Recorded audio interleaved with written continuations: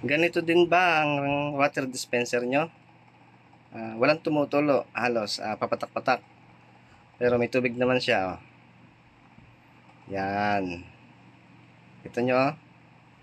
Patulo-tulo. Halos walang pumapatak na tubig. Pero dito sa kabila, itong warm, malakas. Dito lang sa gripo ng heater, yung mainit na tubig. Yan. Ito ngayon ang ating susolusyonan.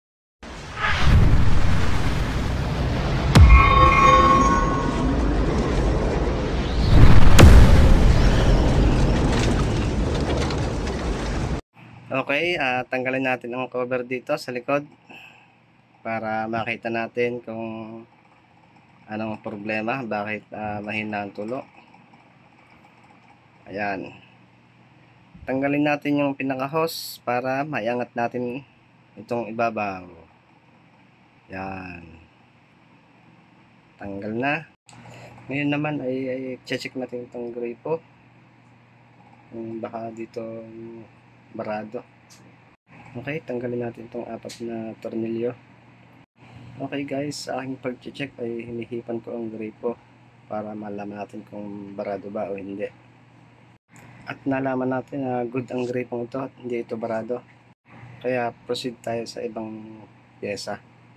At ito nga guys, itong dugtungan ng hose, ito ay may bola sa loob. Parang gate valve ito. Hindi ko alam kung anong tawag dito. Ganon din ang aking ginagawa. Hinihipan ko ito para mawala yung bara. At dito yan nakakabit guys, itong pinakadugtungan. Ito yung maliit na hose. At pagkatapos nga nating malinis ay ating ibabalik ang mga hose kung saan nakalagay. Lalagyan natin ng cable tie para walang leak. Okay guys, atin ang ikakabit na. Babalik na natin para matesting natin.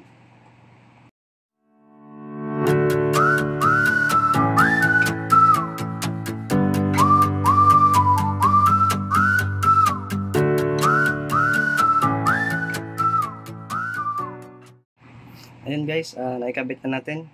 Tinatestingin. Lagyan muna natin ng tubig para matesting natin kung natanggal ba yung bara. Ayan guys, yan, may tubig na. Ngayon naman ating testingin.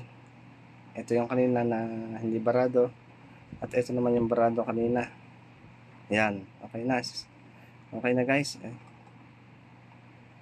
Malakas na ang tulo niya, hindi na siya barado. Ganun na lang guys ang pag-aayos nito. Doon lang sa may dugtungan yung pinaka valve. Okay guys, thank you for watching.